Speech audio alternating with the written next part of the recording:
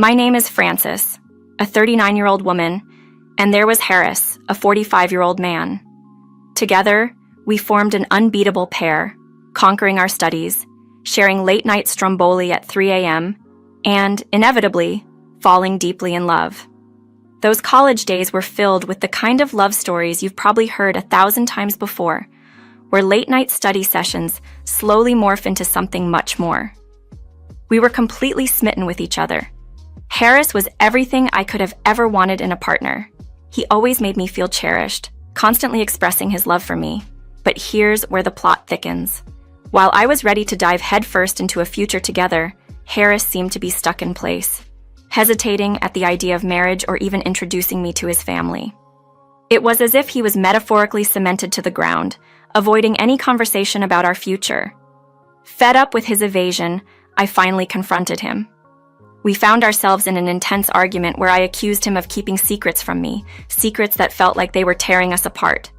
The confrontation escalated quickly, highlighting the tension that had been building between us.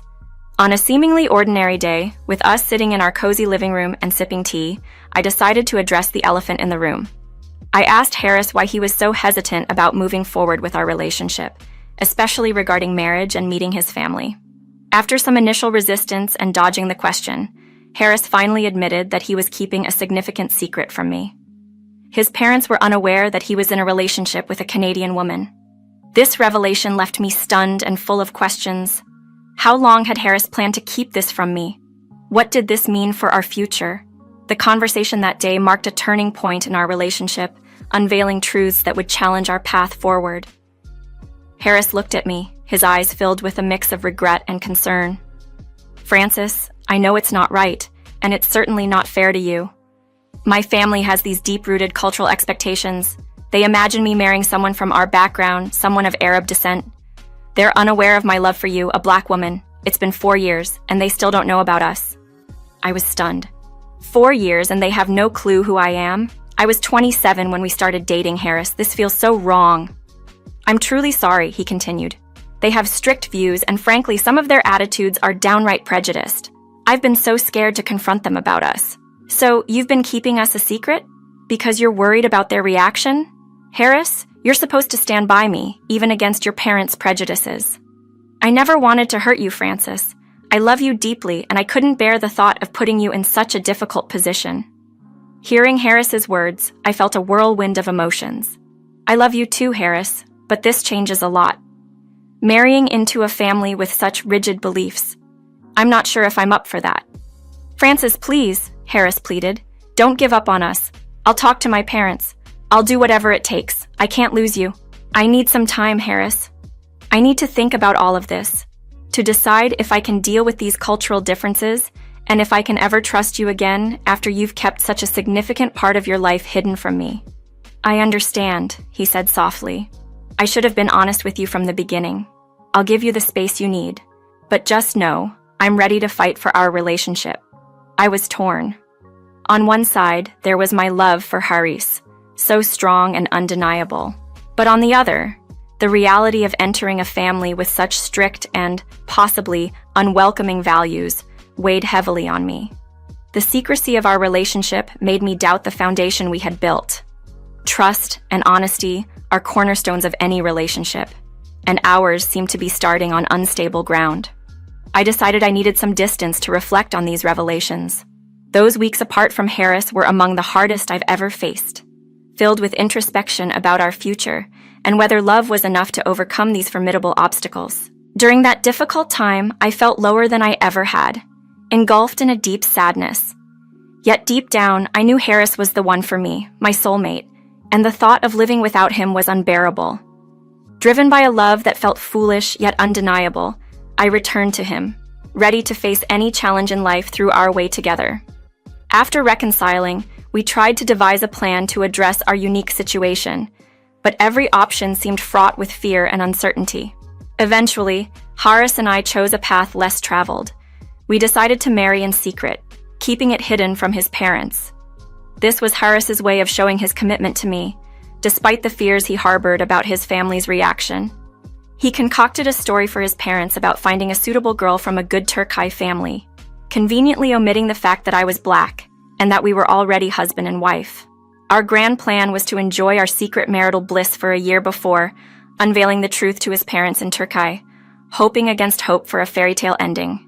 The idea was to eventually reveal our marriage, presenting it as a fait accompli if his parents refused to accept us, thereby showing Harris's deep love and willingness to stand by me, even at the cost of his reputation.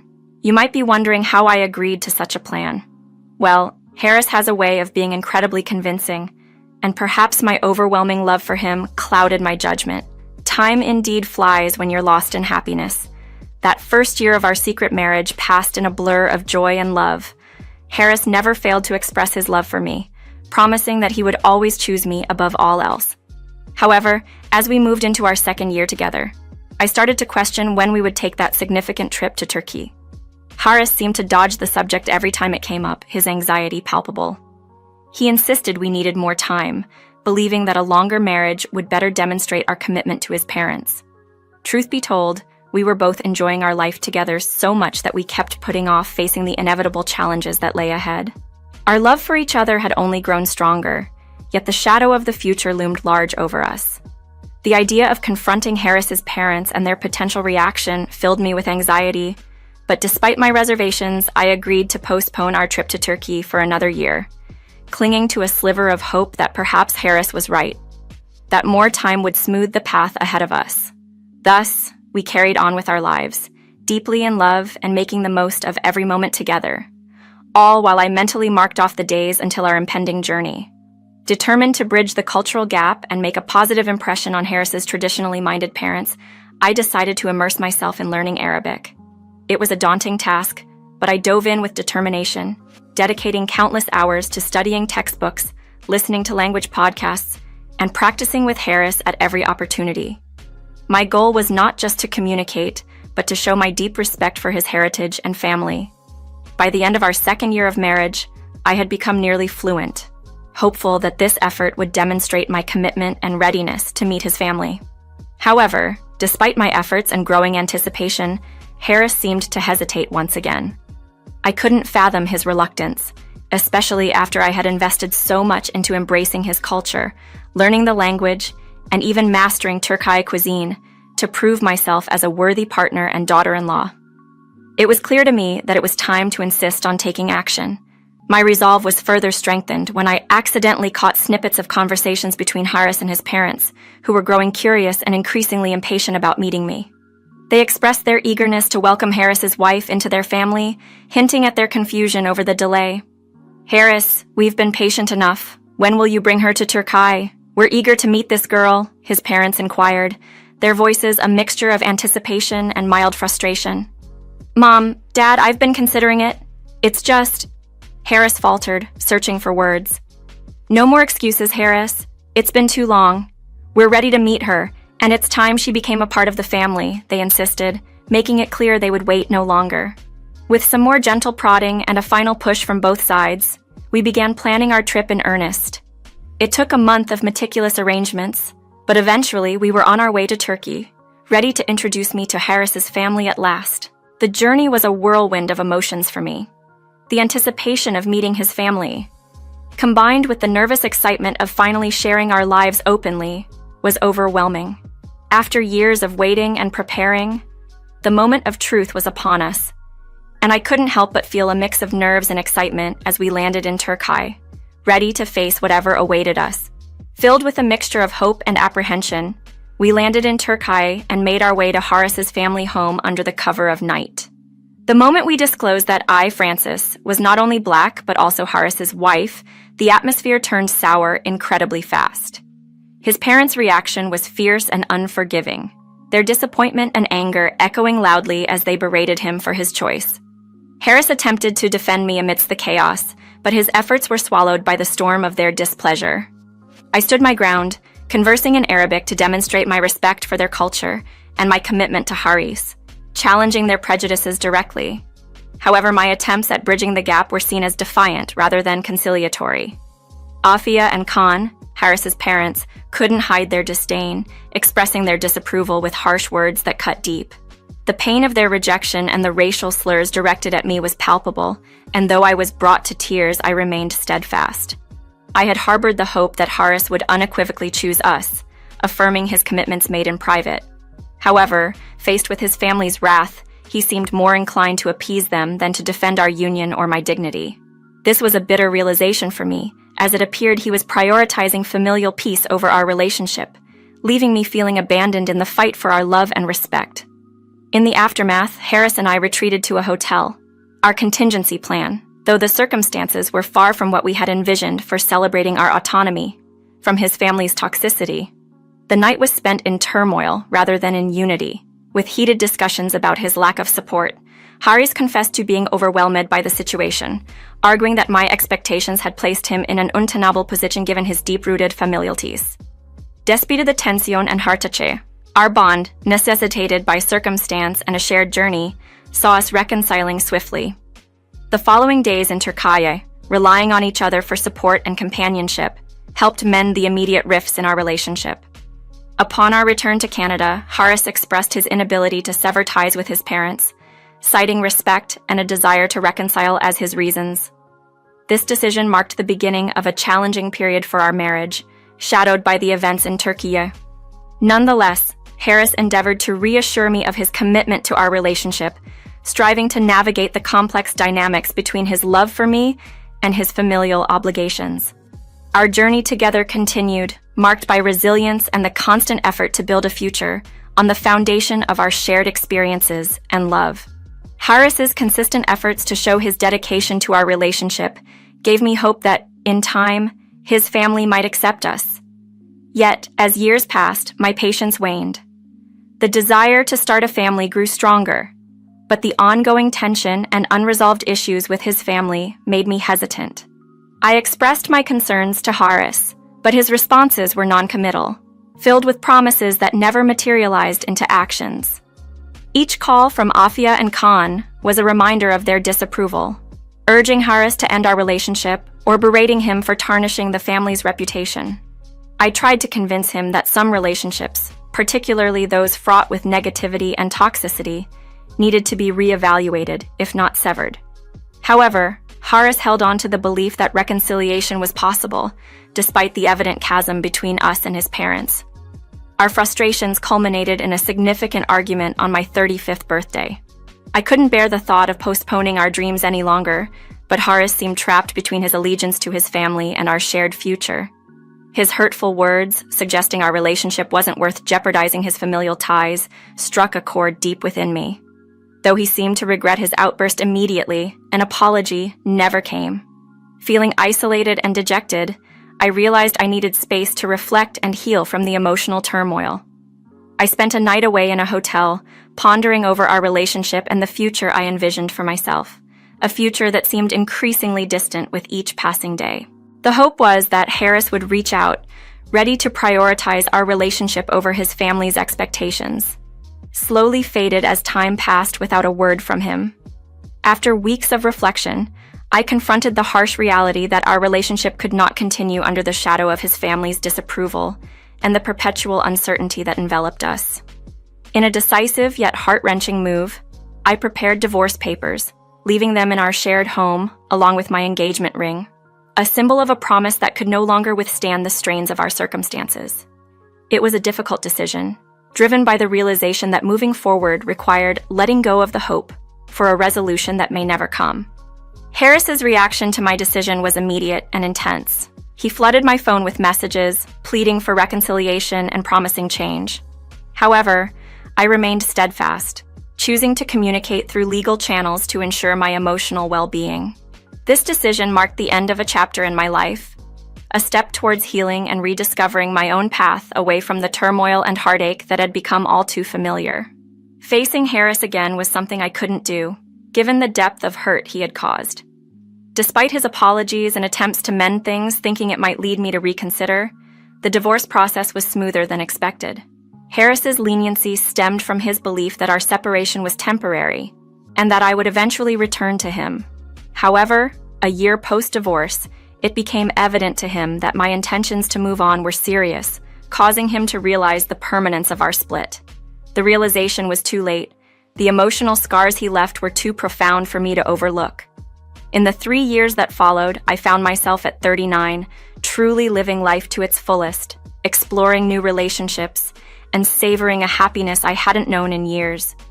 This period marked a significant transformation for me, as I built a life free from the shadows of our past relationship. However, this newfound peace was abruptly disturbed. My inbox began to overflow with emails from unknown senders, a situation I initially ignored but grew increasingly suspicious of. Deep down, I feared Horace might be behind this barrage of messages. My suspicions were confirmed when he somehow acquired my new phone number, instilling a sense of fear and unease. Confronted with how he found my number, his response was chilling. Harris's accusations of my supposed selfishness and his inability to leave his family for our relationship revealed a side of him far removed from the person I once knew. His admission of having friends in high places capable of prying into my life was a stark reminder of the man he had become. A far cry from the Horace I once loved. The years without me had evidently impacted Harris deeply, affecting his mental state to the extent that he couldn't accept losing control over our relationship. His veiled threats were a stark reminder of this change. "Just so you know, Francis, I can easily find out where you are and make things unpleasant for you if you push me too far," he warned ominously. "What do you want, Harris?" I asked, bewildered by his approach. He revealed a shocking truth. His parents were under the impression we were still married. This revelation left me stunned, especially since I had assumed his family would have been relieved by our separation. Embarrassed to admit he was the one left behind, Harris concocted a plan to maintain the facade of our unbroken marriage, fearing the stigma attached to a man divorced by his wife in his culture. Harris's next move was even more surprising. He offered me money to continue pretending to be his wife for his parents, who, after a decade, were seemingly warming up to me. They planned a celebration to honor our supposed union, a situation that filled me with dread. Despite my fears of Harris's potential actions and a deep desire to sever all ties, I found myself agreeing to participate in his charade, all the while plotting my escape from this cycle of deceit. On the day of the celebration, Harris paid me in advance for my role in this elaborate lie. The event was surreal, with Afia and Khan displaying unexpected warmth towards me, their actions so at odds with their past behavior that it left me disoriented and suspicious of their motives. Their true intentions surfaced later that evening. In a private moment, they dropped the facade, making it clear their public display of acceptance was just for show. Their disdain for me hadn't changed, and their words were as cutting as ever. When the confrontation escalated, and it seemed physical violence might ensue, I stood my ground, ready to expose their bigotry publicly if necessary. The situation reached a boiling point when Harris intervened, attempting to calm the storm of drama unfolding. Khan and Afia then revealed their underlying reason for the night's act: a reluctant acceptance of their son's choice to marry me, driven by a desire to keep Horace in their lives despite their objections to our union.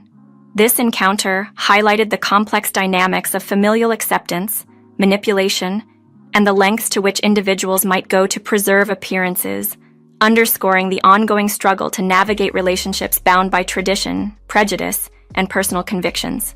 Afia and Khan's audacious demand that I pay off their mortgage to gain their acceptance into the family was beyond belief.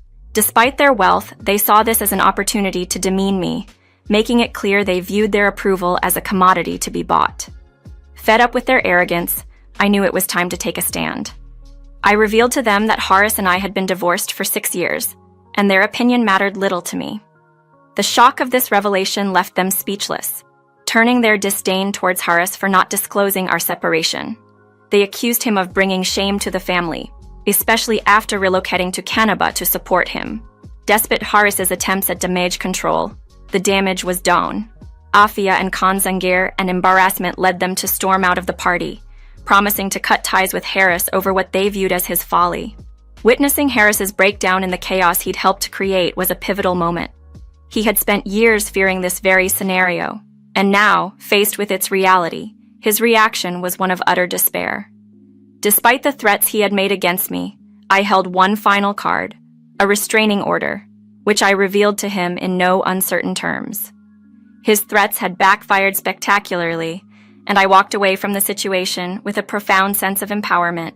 After enduring so much turmoil and manipulation, the sight of Horace confronted with the consequences of his actions was, in a way, liberating.